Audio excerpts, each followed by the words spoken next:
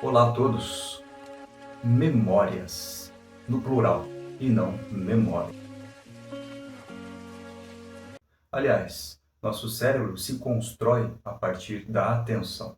E já de antemão, esta é uma característica fundamental que tem uma relação muito íntima e direta com a nossa memória. O objetivo desta aula, dessa reflexão de hoje aqui, é apresentar a vocês um pouco sobre esta função maravilhosa, fantástica e extremamente complexa que diz respeito à nossa própria identidade. Uma pessoa, quando perde a memória, especialmente na doença de Alzheimer, por exemplo, ela quebra de alguma forma a sua identidade. O conceito sobre si mesmo, a linha temporal relacionada ao passado, ao presente e a projeção em relação ao futuro, o fato de relembrar, evocar determinadas experiências é extremamente dramático na doença de Alzheimer. É óbvio que existem outras doenças neurodegenerativas e o objetivo da aula hoje aqui não é discutir tão profundamente sobre isso, até porque preciso de um conhecimento médico mais aprofundado.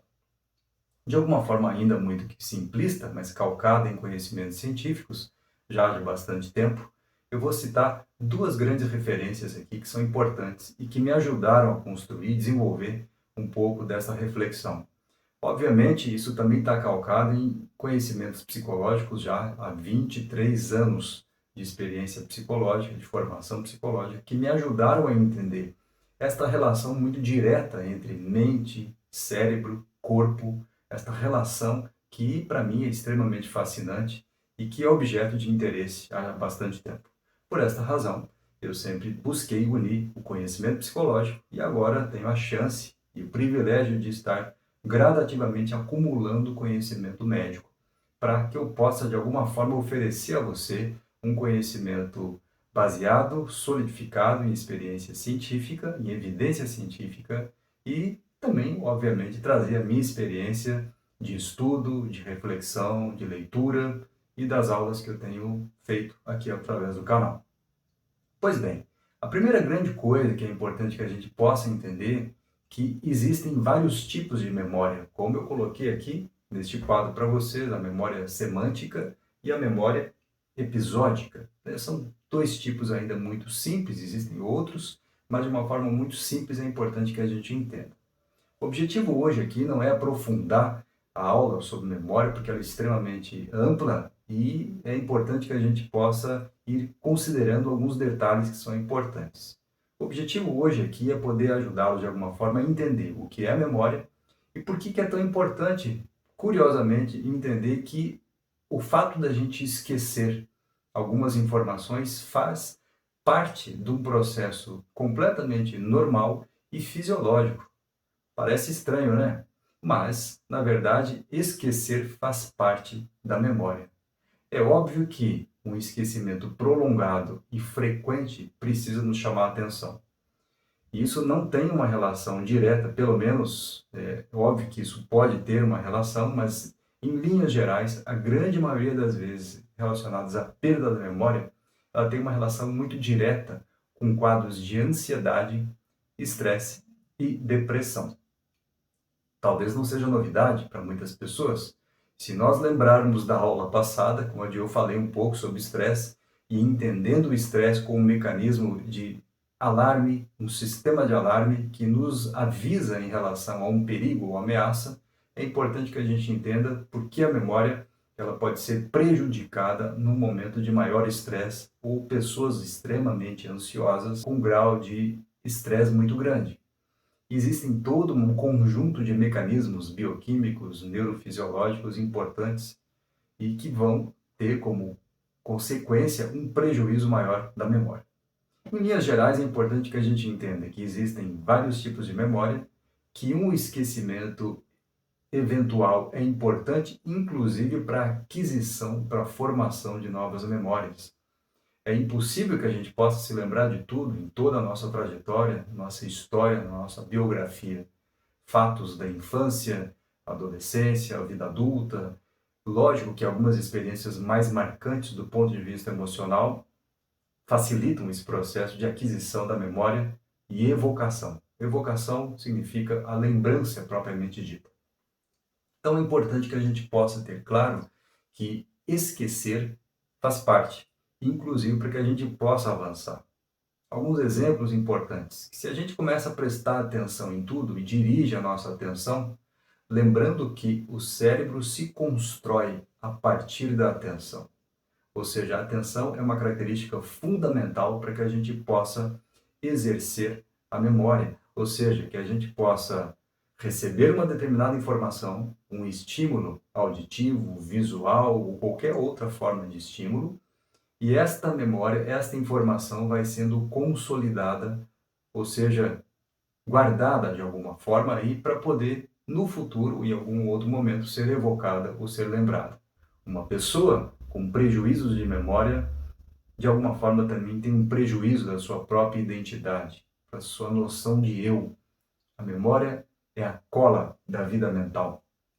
Esta é uma reflexão importante, tecida aí por um grande pesquisador, ainda vivo, Eric Kandel. Eric Kandel, Prêmio Nobel de Medicina e Fisiologia no ano de 2000, investigou profundamente as bases biológicas da memória. Um outro pesquisador brilhante, uma grande autoridade importante, não só no Brasil, mas a nível mundial também, professor Ivan Izquierdo, que trabalhou muito, diversos artigos publicados. Então, esses dois grandes pesquisadores me ajudaram muito a entender o que eu vou desenvolvendo gradativamente nesta aula, nessa reflexão hoje aqui. Óbvio que o objetivo não é explorar com tanta profundidade isso, mas, em linhas gerais, é importante que, primeiro, a gente entenda que o esquecimento faz parte. Agora, um esquecimento prolongado e intenso, é importante que a gente possa se dar conta. E geralmente eles estão ligados muito a quadros de ansiedade, eventual quadros depressivos e pela necessidade de nós termos acesso a muitas informações, a muitos estímulos ao mesmo tempo. Ou seja, a nossa atenção ela é muito rápida muitas vezes e ela funciona de forma alternada, sequenciada. Na medida que você tem vários estímulos, isso exige que o seu cérebro tenha que focar a atenção em determinados estímulos. Obviamente, isso tem um prejuízo a nível de intensidade e da frequência dessa atenção, o que pode prejudicar muito o nível de memorização, de aquisição desta memória.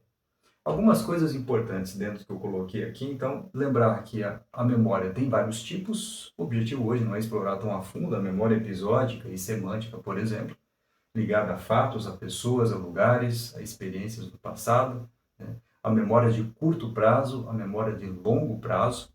A memória de longo prazo, por exemplo, ela tem uma forte ligação com a experiência emocional e ela tende a ser mais automatizada.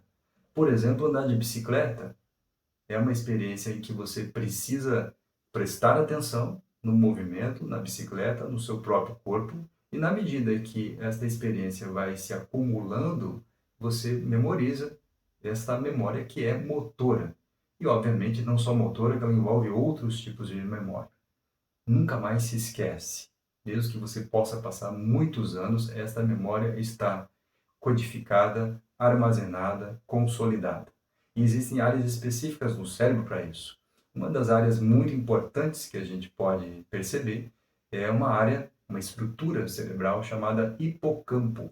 Hipocampo é uma estrutura mais profunda do cérebro que tem uma relação direta com esta memória de longa duração.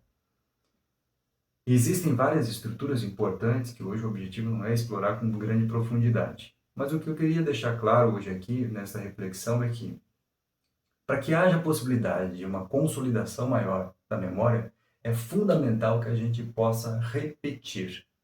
Repetir. A leitura é um exercício fundamental e talvez o mais importante, no sentido em que a leitura repetida, a leitura reflexiva, faz com que a gente possa ampliar o grau e o repertório de conhecimentos. E na medida que a gente lê, a gente exerce vários tipos de memória. À medida que você lê um livro, você imagina a árvore, por exemplo, o barulho da árvore, a árvore verde, a árvore amarela, um ipê roxo, um ipê branco. Todas essas memórias fazem que você associe outras experiências e outras informações e que vão requisitar diferentes áreas da memória. Outra experiência também importante escrever para quem estuda, né, para um vestibular, para um mestrado, para um doutorado, ou faculdade, ou quem tenha que fazer uma prova, por exemplo, é fundamental que haja esse processo de repetição.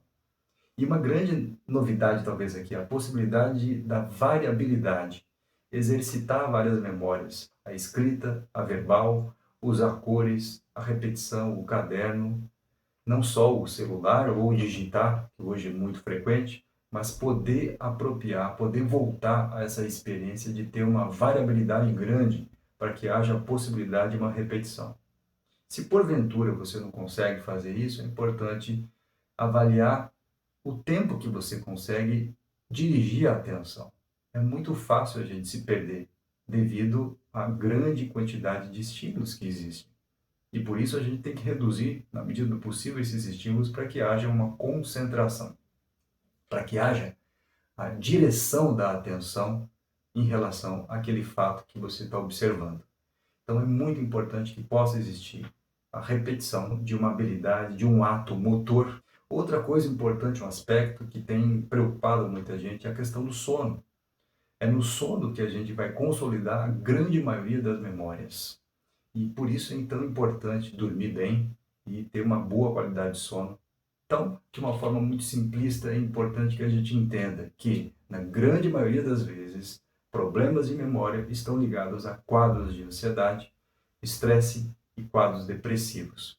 Existem sim problemas ligados a doenças neurodegenerativas, como o Alzheimer, por exemplo, mas o objetivo hoje não é falar sobre isso, e sim prestar atenção nos quadros de ansiedade e depressão, de irritabilidade, onde existe, na grande parte das vezes, um prejuízo da atenção. Lembrar que o cérebro se constrói a partir da atenção. Para onde você dirige sua atenção?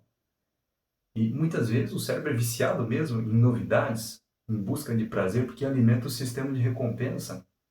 Então você fica lá no celular, né, a todo momento, vendo novidades, novidades, novidades. E quando você vê, você perdeu ali uma hora e meia, 2 horas, sendo que poderia priorizar em temas, em assuntos que realmente tenham relevância para você. Então, algumas coisas importantes. Repetição, como eu já disse, repetir, leia o texto, releia esse texto, repita 1, 2, 3, 4, 5 vezes, assista a sua videoaula, vá para o livro, durma bem, qualidade de sono, uma boa alimentação, atividade física regular, que oxigene o cérebro e que possam liberar serotonina, dopamina, que são substâncias importantes que vão promover um bem-estar.